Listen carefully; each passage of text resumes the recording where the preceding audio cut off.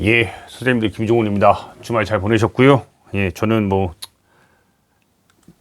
바쁘게 보냈습니다. 그 바쁘게 보냈다는 게 여러분 제 유튜브에 이렇게 커뮤니티라는 그 게시판 보셔서 아시겠지만 제가 이제 만주로드 사전답사 차원으로 안동 투어를 진행을 하고 왔어요. 그 8월 달에 저랑 같이 만주로드를 가시는 선생님들이 계시는데 그분들을 제가 소집을 해서 같이 만주에서 만날 독립투사들을 그중에서도 이제 안동 출신들이 굉장히 많거든요. 어쩔 수 없이 이제 임청각의 그 주인이었던 가주였던 석주 이상용 선생이 가솔들을 이끌고 만주에 가서 경학사를 만들고 이 경학사가 발전해서 신흥 무관학교까지 이어진 쭉 일련의 흐름들이 있기 때문에 안동 출신들이 굉장히 많아요.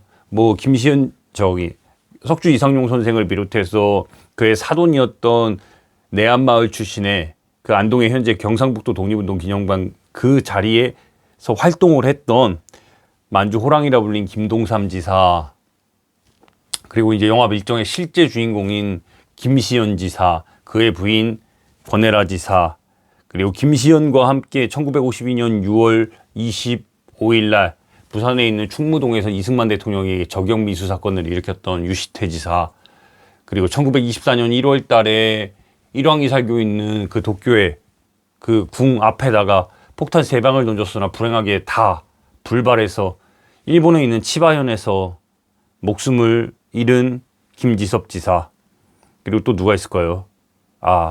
김시현의 손에 의해 의열단에 가입을 하고 나중에 조선혁명 정치군사 간부학교의 장교가 돼서 삶의 마지막 순간까지 독립투쟁을 하다가 베이징에 있는 일본 총영사관 동창호통 28호에서 순국한 우리가 알고 있는 그 민족시인 이육사도 안동 출신입니다.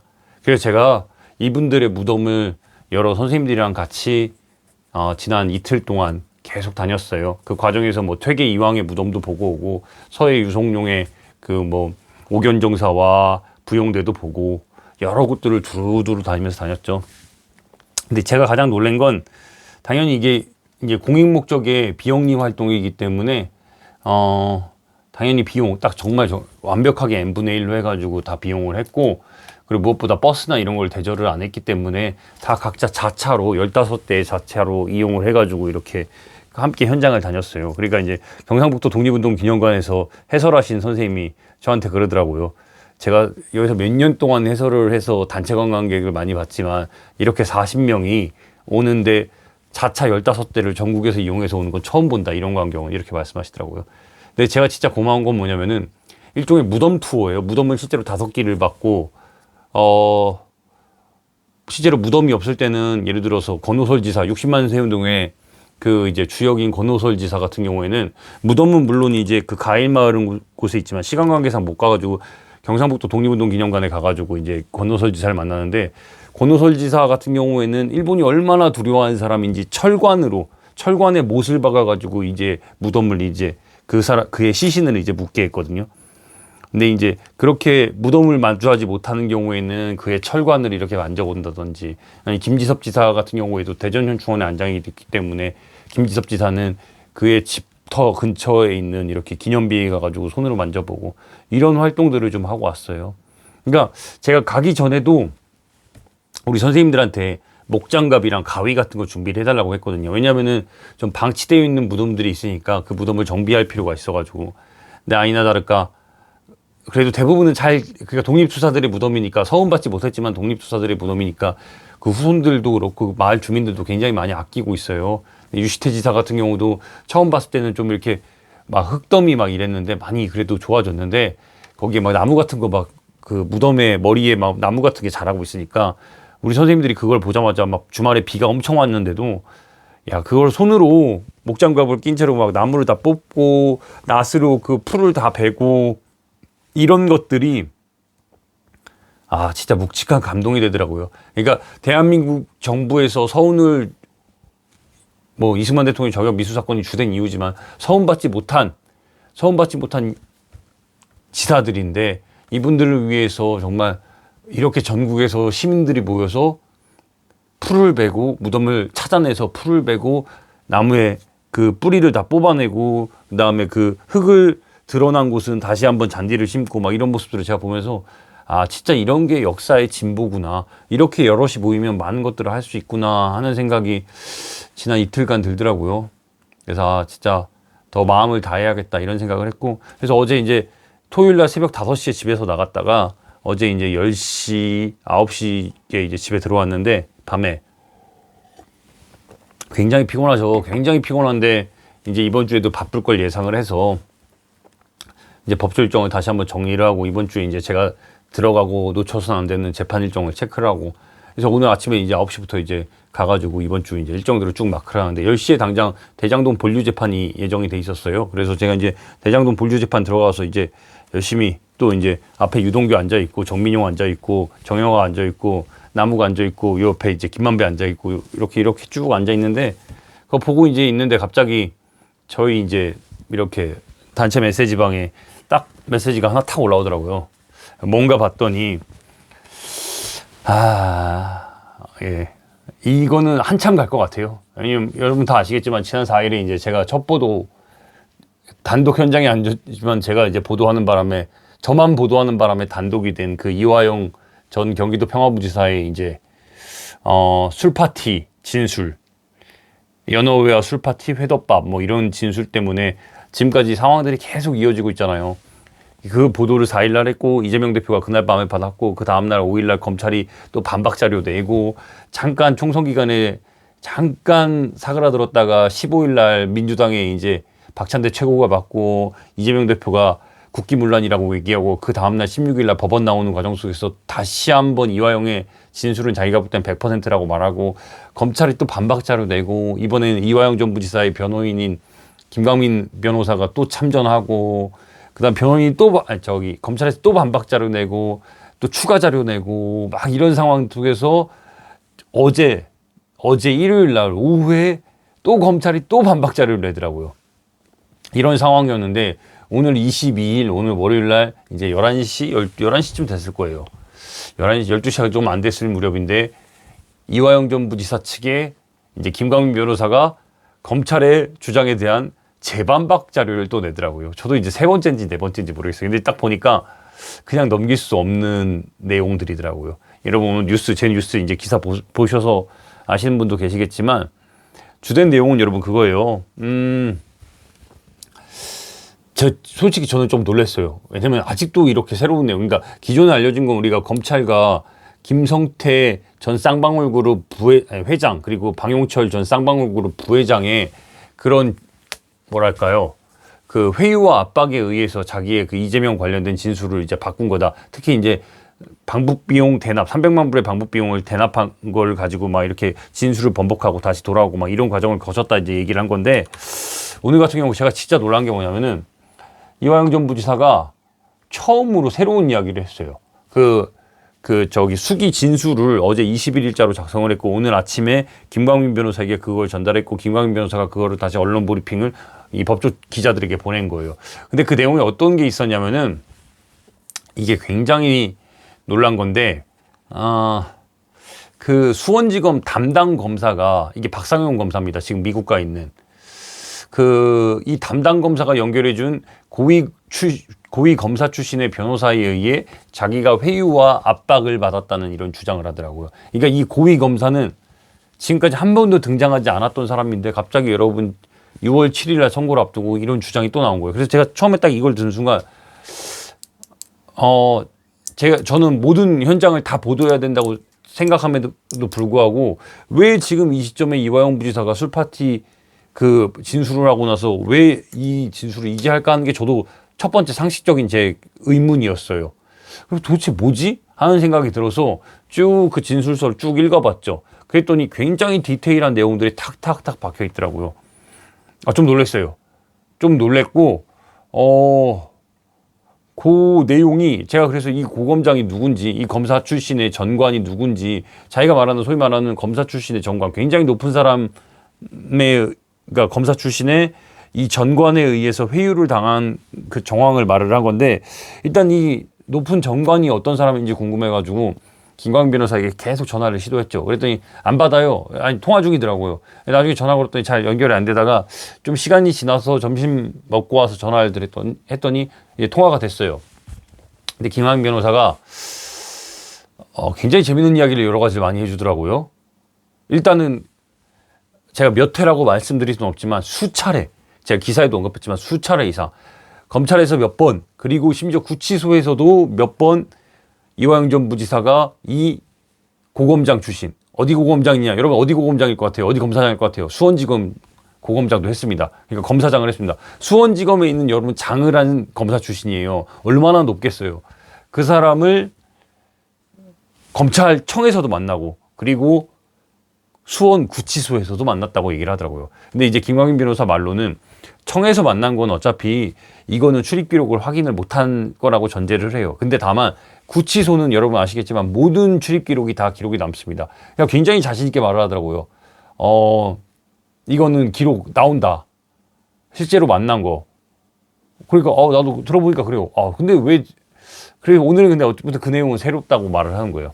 근데 이화영 전 부지사가 이거를 이제 자기의 그 진술 기록을 이제 수기로 새로운 진술서를 작성을 한 건데, 그 내용을 읽어보면 어떤 내용이냐면 많은 내용이 있어요. 2페이지밖에 안 되지만 뭐 그 1313호 방에서 소위 말하는 영상조작실에서 그 술 먹은 이야기, 얼마나 디테일하게 그거를 술을 먹었는지, 그다음에 김성태가 이 술을 먹고 자기가 술을 깨야 되니까 그 자기는 더 이따 갈 테니까 자기가 먼저 간 이야기, 막 그다음에 여러 내용들이 정말 많이 잡혔어요. 그리고 이제 1313호 애초 술을 먹었다고 알려진 그 1313호의 맞은편에 창고라고 붙은 방에서 있었던 일, 막 이런 것들 다 구체적으로 설명을 많이 해놨는데, 저는 이런 거는 좀 차치하고 오늘의 핵심 포인트는 여러분 검사장 출신의 고검장 출신의 이 수원지검 지검장 출신의 여러분 그 전관 출신의 변호사가 이화영을 만나서 회유를 했다는 게 오늘의 정말 그 포인트인 거예요. 정말 놀라운 일, 이게 만약에 진짜라면 정말 놀라운 일일 거예요. 근데 이화영 전 부지사는 이런 관련된 내용으로 쭉 해놨는데 뭐라고 거기다 적어놨냐면, 제가 좀 읽어드리면은 김성태의 진술을 인정하고, 그러니까 이제 김성태의 진술이 여러분 뭐예요? 이재명의 방북을 위해 300만 불을 북에 대신 보냈다. 그리고 경기도의 스마트팜 비용 500만 불을 쌍방울그룹이 대신했다. 그래서 총 800만 불을 북에 대납한 거라고, 이게 제 김성태의 주장이에요. 그러니까 이러한 김성태의 진술을 인정하고 대북 송금을 이재명을 위해서 한 일이라고 진술해주면 재판 중인 사건도 나에게 유리하게 해주고 주변 수사도 멈출 것을 검찰에 약속했다는 게 이화영 전 부지사가 오늘 진술서에다가, 자폐 진술서에다가 적은 내용이에요. 그러면서 이 해당 변호사와는 검찰의 주선으로 몇 차례 더 만남을 가졌다라고 이렇게 적어놨더라고요.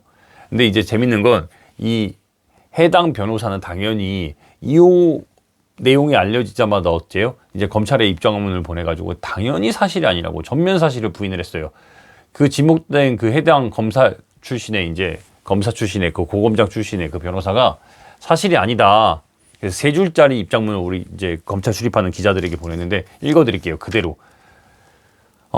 이화영 변호인의 정관 변호사를 동원한 회유 의혹에 대한 입장입니다. 이게 소위 말하는 그 회유 당사, 그러니까 회유를 했다고 이화영 전 부지사가 주장하는 그 사람이에요. 이화영 변호인은, 그러니까 이게 김광민 변호사를 말합니다. 이화영 변호인은 주인 검사의 주선으로 검찰 고위직 변호사가 검찰의 메신저 역할을 하면서 이화영을 회유 압박하였다고 주장하나 이는 전혀 사실이 아님을 명확히 밝힙니다. 그렇기 때문에 지금까지 진행된 이화영의 수사 및 재판 과정 어디에서도 위와 같은 주장이 나온 적이 없다는 것을 다시 한번 말씀드립니다. 그러니까 이건 이 사람의 말이 맞아요.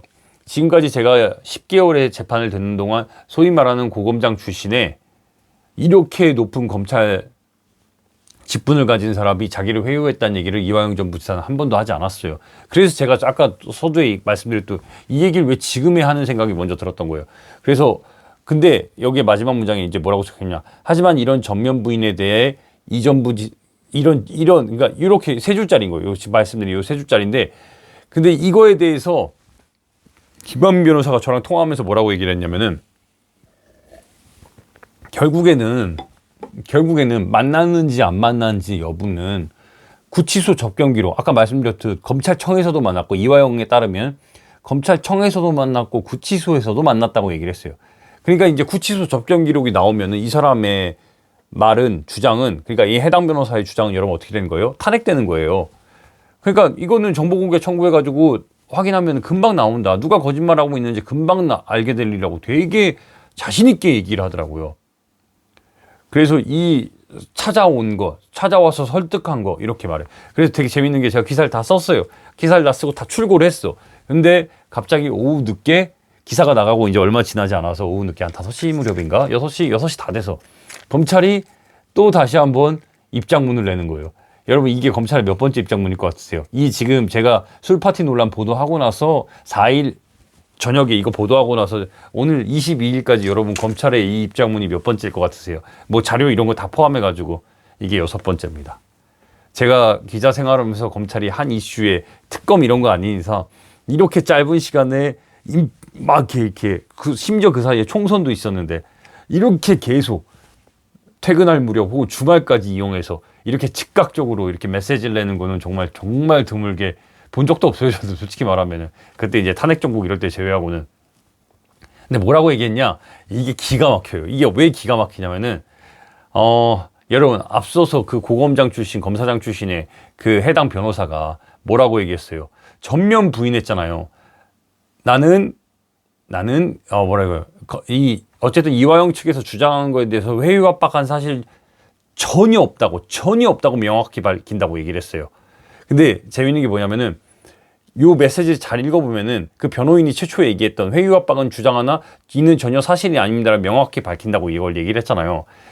근데 저는 당연히 이것만 읽었을 때는 이거 읽으면 여러분 어떻게 느끼셨어요? 만난 적 없다는 걸 당연히 전제하고 이렇게 얘기하는 것처럼 전 느껴졌거든요. 여러분 어떠실지 모르겠지만 저는 이 문장을 딱 3줄짜리 이 문장을 읽었을 때 회유 압박을 주장하고 있으나 이는 전혀 사실이 아니라고 딱 명징하게 딱 끊어버리니까 당연히 만나지도 않았다. 애초에 만남조차 없다고 생각해서 김광민 변호사가 주장하는 대로 그러니까 검찰청이나 혹은 구치소에서 만난 접견 기록만 나오면은 이 주장은 탄핵될 거라고 생각했어요. 근데 검찰에서 여러분 저녁 다 이제 퇴근 시간 다 돼가지고 공개한 입장문을 보면은 뭐라고 얘기했냐?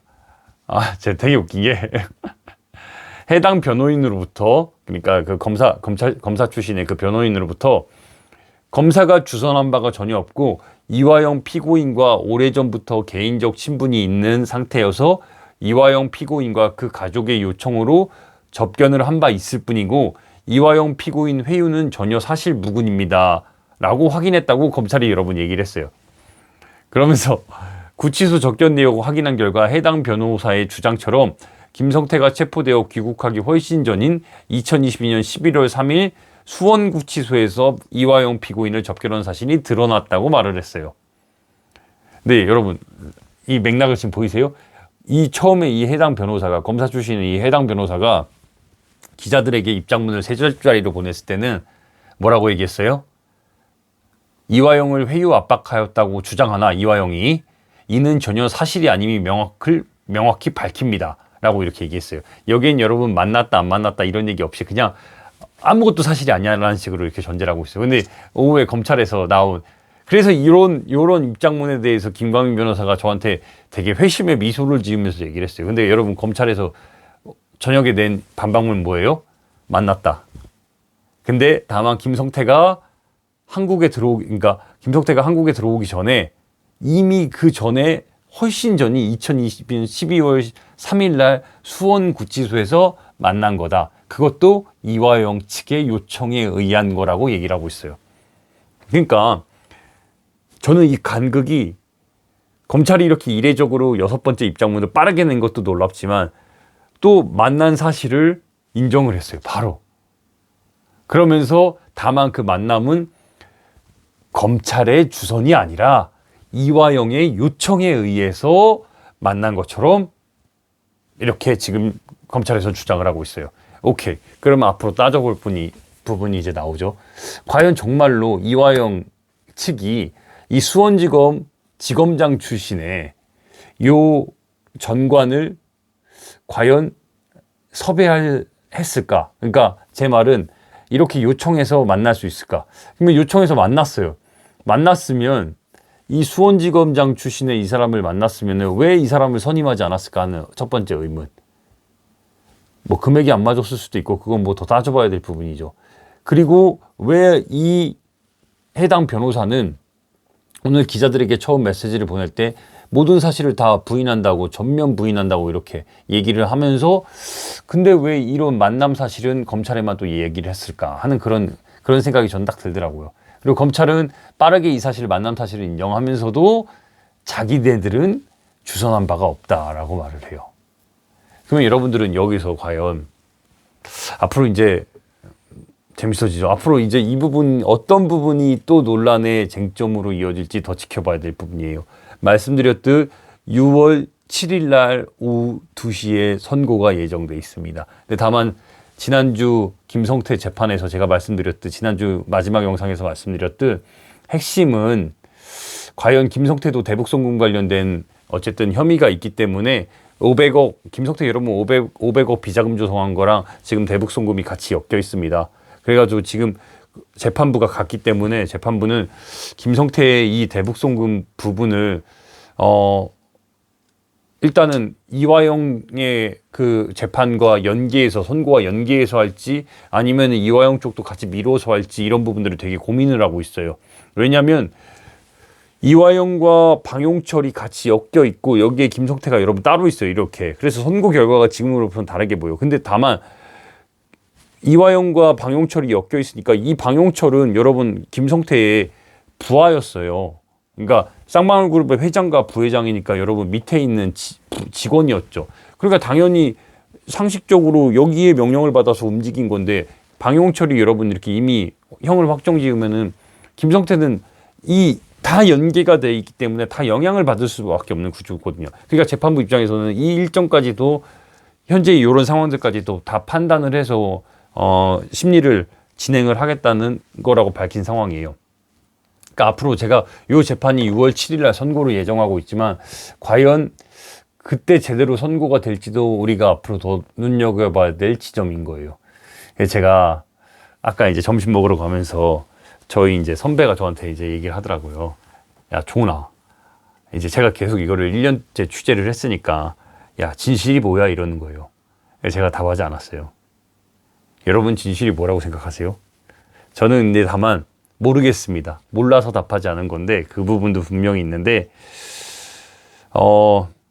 현장에서 제가 이제 막 이화영 전 부지사 처음부터 막 그런 건 아니고 이화영 전 부지사가 진술을 이재명에게 소위 말하는 불리한 진술을 했다는 얘기를 듣고 저도 그때부터 관심을 갖고 봤고 근데 갑자기 그러니까 불리한 진술을 했다고 알고 갔는데 막상 가서 보니까 막 그 변호인이 막 사임하고 부인 그 백안부계 씨가 막 재판정에서 소리 지르고 이화영이 갈팡질팡하고 이런 모습들이 그때도 막 다 보이더라고요. 다 보여.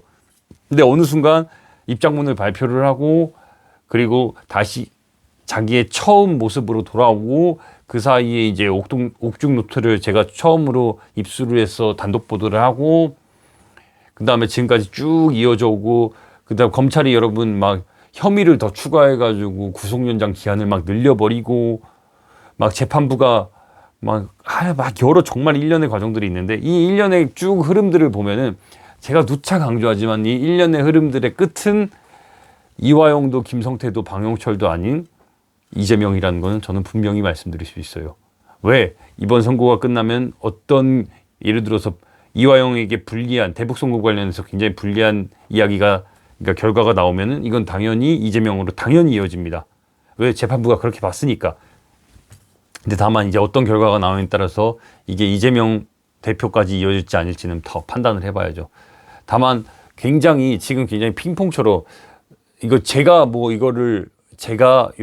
제 기사로 인해서 이런 사태가 불거졌다고 말씀은 안 드릴게요. 다만 제 기사가 나가고 나서 그 당시에 10여 개의 언론사가 있을 때 10여 개 이상의 언론사들이 4월 4일 날 그 현장에 있었는데 저 말고는 아무도 안 썼거든요. 그러니까 만약에 저도 그때 안 썼으면 이렇게까지 커졌을까 하는 생각도 들어요. 솔직히 말씀드리면은. 왜 박찬대 의원이 그 최고위에서 읽어내려갔던 그 모든 워딩은 제가 직접 친 워딩이기 때문에. 근데 이제 그 뒤로 계속 불거지는 막 이런 논란의 모습을 보면서 아, 진짜 이렇게 스펙타클한 재판을 과연 기자 생활 제가 또 하면서 또 만날 수 있을까 하는 생각이 계속 들어요. 오늘도 이 아침에 내용만 봤을 때는 이화영 전 부지사가 아, 뭔가 되게 왜 지금까지 한 번도 말하지 않은 걸 이렇게 밝힌 거지 하는 그런 생각이 딱 들었다가도, 그리고 변호인이 이거를, 그러니까 해당 언급된 그 해당 검찰 출신의 변호사가 이걸 반박하는 걸 보면서 오케이 막 이런 생각이 들다가도 갑자기 검찰에서 퇴근 무렵에 기사 다 썼는데 만났다는 사실을 인정하는 내용을 딱 보면서도 야, 이거 참 모르겠다는 생각이 들더라고요. 과연 이런 신빙성을 서로 다투고 있는 이런 상황에서 재판부가 과연 수원지법의 형사 11부가 과연 이 내용을 어떻게 판단할지 또 관심이 주목됩니다. 저는 항상 누차 말씀드리지만 그 재판정에서 일어나고 있는, 그리고 재판정 이후에 벌어진 이런 검찰과 변호인 측의 이야기, 이화영 전 부지사 측의 이야기, 그다음에 뭐 해당 변호인의 이런 변호사의 이야기, 이런 것들을 최대한 여러분 제가 기사로 신속하고 정확하게 잘 전달해 가지고 여러분들께, 그러고 나서 기사가 나가고 나서 이거를 제가 취재하고 기사 쓰고 하면서 느끼고 요건 좀 더 강조했으면 좋겠다는 이런 포인트들을, 그러니까 평일에는 최대한 제가 많이 알려드릴 수 있도록 노력을 할게요. 저 집에 와가지고 굉장히 좀 뭐 피곤한 상황인데 그래도 최대한 알려드릴 수 있도록 노력을 하겠습니다. 그리고 누차 말씀드리지만 유튜브는 제가 방금 말씀드린 이런 취지를 여러분들께 알려드리려고 하는 거예요. 그래서 저는 여러분 혹여 여러분들이 많이 응원 주시고 공유해 주시고 이렇게 마음 써 주신 덕분에 제가 여기에 무슨 소위 말하는 뭐 슈퍼챗이나 뭔가 이런 건 아무것도 안 해요. 근데 오늘 보니까 이미 시간이 제가 2주일 사이에 여러 선생님들이 너무 많이 봐주셔가지고 유튜브에서 얘기하는 소위 말하는 그 수익 구조, 요 무슨 4,000시간 뭐 3,000시간 4,000시간 넘으면은 뭐 이렇게 발생하는 뭐 회원수 500명, 이건 여러분 진지게 다 돌파했습니다. 제가 말씀드리죠. 유튜브에서 나오는 모든 수익금은 저는 제 공익 활동, 소위 말하는 친일 척결, 현충원에 안장된 그 친일파들의 파묘와 그리고 우리 독립투사들의 선양, 이 서원받지 못한 지사들, 시신조차 없는 지사들을 위해 제가 쓰겠다고 이 방법을 위해 고민하는 거지, 수익이 얼마 나올지도 모르겠어요. 지금 이제 이런 상황에서. 근데 다만 제가 이 얘기 왜 드리냐면은, 제가 여러분 솔직히 말씀드리면 지난 설 이후에 B형 독감을 너무 심하게 알아가지고 그때부터 기침이 낫질 않아요. 그 사이에 좀 좋아졌다가 너무 일이 바쁘니까 몸이 회복이 잘 안 되고 있는 상황에서 지난번에 이준석 대표 그 화성에서 그 취재 현장 마크하고 나서 그날 새벽에 이준석 대표가 당선 사례를 야외에서 이제 발표하니까, 그 야외에서 본인은 1시 반에 발표하고 2시까지 발표하고 저는 새벽 2시부터 새벽 5시까지 그 정말 허허벌판에서 어디 들어가지도 못하고 길바닥에서 기사를 썼거든요. 그때 이후로 회복이 더 안 되더라고요. 그래서 돌아와서 계속 따뜻한 물 마시고 뭔가 약 먹고 했는데도 회복이 잘 안 돼요. 이게 제가 볼 때 식도염까지 이어지는 느낌이 자꾸 드는데 여기에 자꾸 이제 이물감이 들어가지고, 그래서 제가 어쩔 수 없이 따뜻한 물을 계속 마시는데 저한테 누가 댓글로 그 얘기를 하더라고요. 이제 그래, 영상 네가 어떤 목적으로 영상을 찍는데, 그 양반은 제 영상을 어쨌든 열심히 보는 분 같아요. 저한테 그러더라고요. 이왕 유튜브 찍는 거 물 한 병 다 마시고 찍으라고. 그 중간에 물 마시고 이거 편집도 없는 영상에 물 마시고 그 소리 내고 기침하는 거 굉장히 거슬려서 듣기 싫다고 말하더라고요. 항상 말씀드리지만 여러분, 저는 제가 하는 이런 활동들은 전 최대한 공익적으로 활동하려고 하는 거거든요.